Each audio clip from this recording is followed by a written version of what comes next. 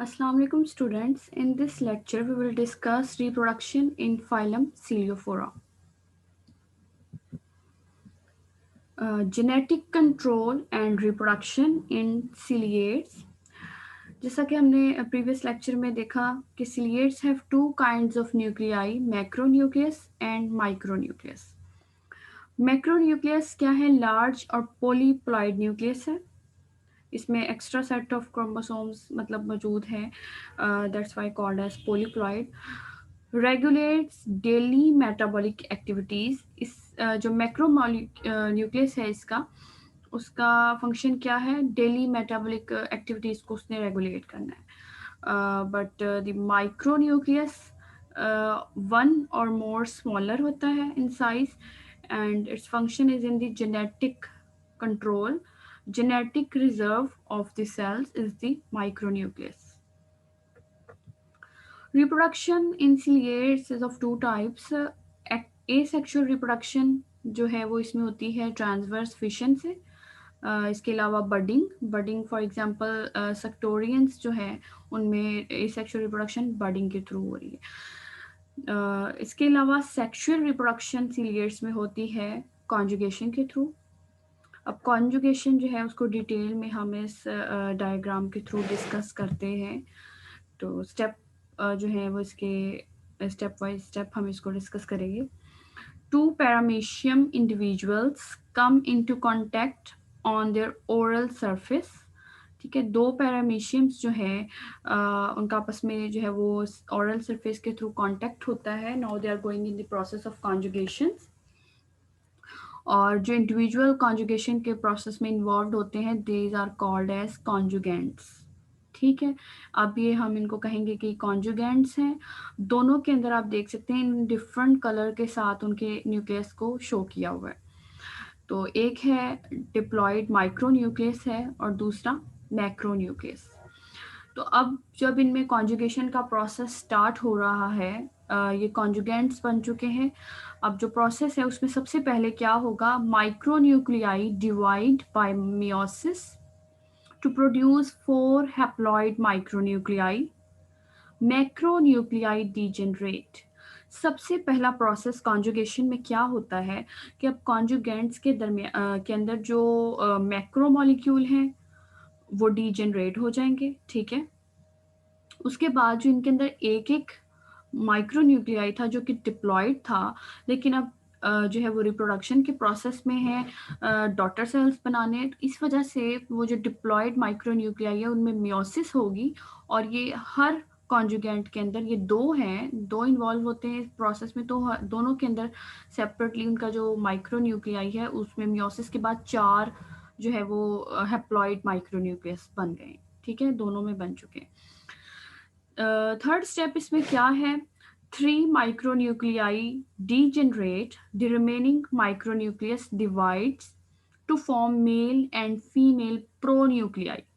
अब होता क्या है, ये हैप्लॉइड हो गए. पहले इनका आप ओरिजिन देख सकते हैं कि ये डिप्लॉयड माइक्रोन्यूक्लियस था, फिर उसमें मियोसिस हुई और वो हैप्लॉइड माइक्रोन्यूक्लियस हो गए. अब 3 जो हैं दोनों के अंदर 3 डीजेनरेट हो गए और सिर्फ एक एक बाकी बचा था. ये डीजेनरेट आपको अगर डायग्राम में थोड़ा सा क्लियर हो तो शायद आपको दिखाई दे इसमें कि इन्होंने डीजेनरेट भी शो की. ये यहाँ पे दो दो इन्होंने डायरेक्ट इसलिए शो कर दिए कि एक एक बचा था. 3 डीजेनरेट हो गए थे, एक इसमें रह गया था. ये देखें, एक और एक इसके अंदर. लेकिन साथ ही वो कह रहे हैं कि वो जो एक एक न्यूक्लियाई माइक्रो न्यूक्लियाई रह गया है वो दोबारा से डिवाइड करता है, अपने जैसा एक और बनाता है to act as male and female. अब एक था, दोनों के अंदर एक एक था, लेकिन वो डिवाइड होके दो दो हो गए हैं. दो में से एक एक्ट करेगा as a male and one is act as female micronuclei. उसके अगले स्टेप में आप देख सकते हैं कि अब क्या होगा कि दोनों जो कॉन्जुगेंट्स हैं उनके अंदर से जो आपको मैंने बताया कि एक फीमेल के तौर पर उनका माइक्रोन्यूक्लियाई एक्ट कर रहा है और एक फीमेल के तौर पर. तो अब जो उनका मेल माइक्रोन्यूक्लियाई है वो एक्सचेंज होगा बिटवीन दीज टू कॉन्जुगेंट्स. और अब ये जो 4 हैप्लॉइड बने थे माइक्रोन्यूक्लियाई जिसमें से एक एक रह जाता है, हम उनको प्रोन्यूक्लियाई का नाम देते हैं. ठीक है, अब इनका जो मेल प्रोन्यूक्लियाई है वो आपस में एक्सचेंज हो रहा है। ठीक है, तो यहाँ पर भी आप देख सकते हैं male pronuclei are exchanged between the conjugants. अब एक्सचेंज हो गए हैं, जाहिर सी बात है एक का मेल दूसरे पैरामीशियम में चला गया, मेंबर में उसका इधर आ गया है, तो उसके बाद ऑलरेडी उसमें फीमेल प्रो न्यूक्लियाई जो थी उसके साथ नए आने वाले मेल प्रो न्यूक्लियाई ने फ्यूज्ड होकर उसमें जाइगोट बना दिया।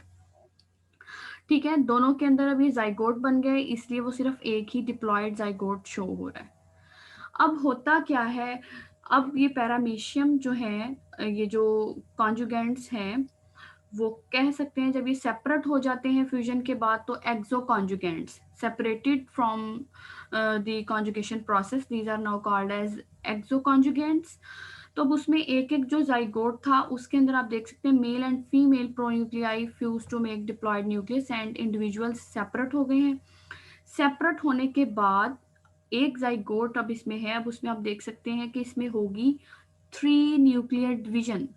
जब 3 न्यूक्लियर डिविजन्स होंगी तो होता क्या है, टोटल 8 इसमें जो है न्यूक्लियाई बनेंगे। पहली जब न्यूक्लियर डिवीजन होगी, जाइगोट एक है ना, तो वो डिवाइड होकर 2 बन जाएगा। अब वो जो 2 उसमें सेकंड न्यूक्लियर डिवीजन होगी उसके रिजल्ट में बन जाएंगे उसके पास टोटल 4। ठीक है, सेकंड न्यूक्लियर डिवीजन के बाद 4, और जब फाइनली थर्ड न्यूक्लियर डिवीजन होगी तो उसमें टोटल 8 बन जाएंगे।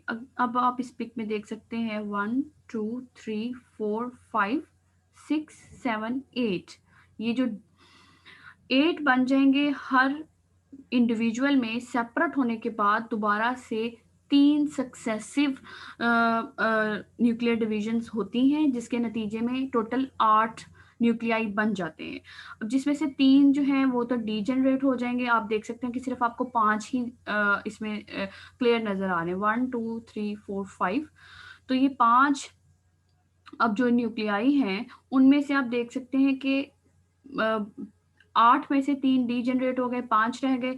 5 में से 4 जो है वो एक्ट एज मैक्रो, उनका साइज आप देख रहे हैं जरा बड़ा है, तो ये these are macro nuclei and 1 is micro nuclei. अब क्या होगा, ये सेपरेट हो चुके हैं तो इस वजह से अब इसमें दोबारा से 3 sets of the mitotic division produce 8 micronuclei बने थे, उसके बाद 4 of these become macronuclei while 3 degenerate. ठीक है, वही लाइन दोबारा लिखी हुई है। अब होता क्या है कि इसमें ये जो है 4 मैक्रोन्यूक्लियाई तो मौजूद हैं, एक इसमें माइक्रोन्यूक्लियाई। तो अब इस माइक्रोन्यूक्लियाई में क्योंकि ये डिप्लॉयड है, दोबारा से डिप्लॉयड बन गया था, मेल एंड फीमेल माइक्रोन्यूक्लियाई जब आपस में फ्यूज हुए थे तो डिप्लॉयड जाइगोट से बनने वाला है ये। तो अब होता क्या है कि इसमें दोबारा से 2 मियोटिक डिविजन्स होंगी और 4 जो है वो इसमें ये हैप्लॉइड सेल बन गए। मतलब कह लें कि अब इसमें मियोसिस होगी, मियोसिस 1 एंड मियोसिस 2। उसके बाद मियोसिस के बाद आपको पता है ये फिनोमिना के मियोसिस के बाद 4 डॉटर सेल्स बन जाते हैं। तो अगर एक पेरेंट की बात करें उससे 4 बन रहे हैं तो 2 जो सेपरेट हो गए हैं, तो टोटल ये यहाँ पर ये भी डिवाइड करके 4 जो है वो नए पैरामीशियम बनाएगा।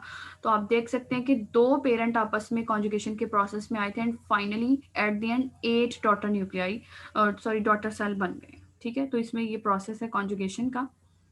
Thank you so much.